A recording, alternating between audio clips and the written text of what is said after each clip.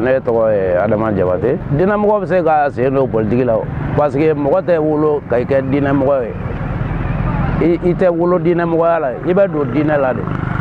Est-ce que i y'a faamu? Mais ni diinɛmɔgɔ yɛlɛmara ka diinɛ ni politique don ɲɔgɔn na k'o kɛ intérêt ye, a bɛ politique tiɲɛ, a bɛ diinɛ tiɲɛ. Ne tɔgɔ Musa Cifolo Ndaw. Jamana in kɔnɔna la, e ye karamɔgɔ ye, i tiri nin ta ka don politique la. Parce que i bɛ fɛ k'i vewuti nege da, k'i sɛ nege da, k'i kilim nege da. Sinon an bɛ karamɔgɔ dɔn mun ye, olu tɛ nin kɛ kɔrɔlenw. I m'a faamuya. Barika kisɛ kelen tɛ nin ko nin na quoi. Madala ne bɛ k'a ye. Mais n'u donna politique kɔnɔna la, o ye namara de ye quoi. Madala ne bɛ k'a faamuya quoi. I m'a ye wa?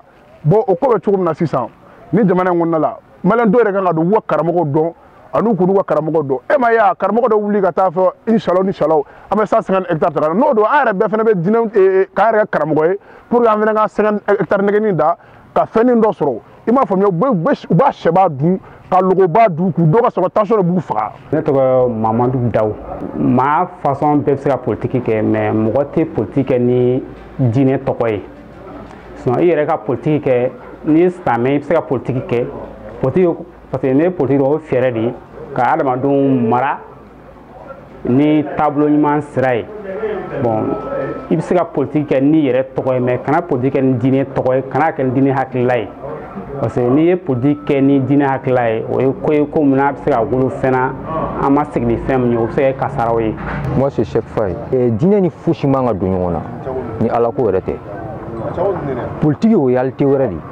Diinɛ ye Ala ta de ye. I y'a faamuya? Donc n'i ye diinɛ ni politique don ɲɔgɔn na dɔrɔn o y'i ta ye quoi, o tɛ Ala ta ye quoi. I ye bamanankan faamuya? Et puis tiɲɛ t'a kɔnɔ fɛrɛ quoi. Tiɲɛ foyi t'a la.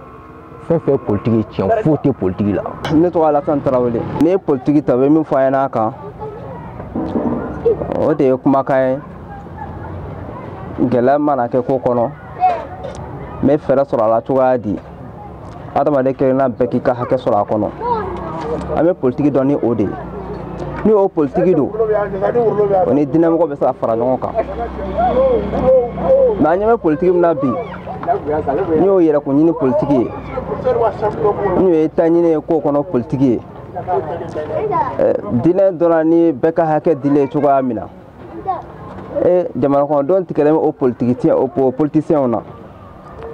N'a fɔra ko an ka kalan sɛbɛnnen bɛ karamɔgɔ minnu fɛnɛ kan olu fɛnɛ ka taa o da don o politique kelen na souvent a bɛ jamana kɔnɔdenw jɔyɔrɔ a b'o hami. Ne tɔgɔ ye Salima Keyita.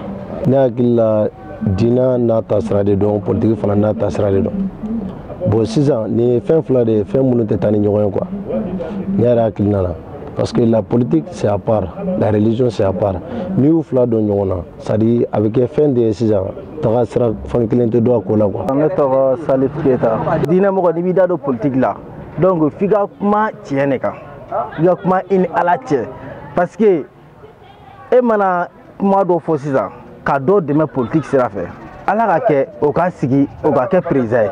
N'i ye kojugu min kɛ sisan kiyama jɔ donc i bɛ dɔ sɔrɔ a ɲagata la dɛ. Tɔgɔ Bougader Jakite. Diinɛ ni politique tɛ kelen.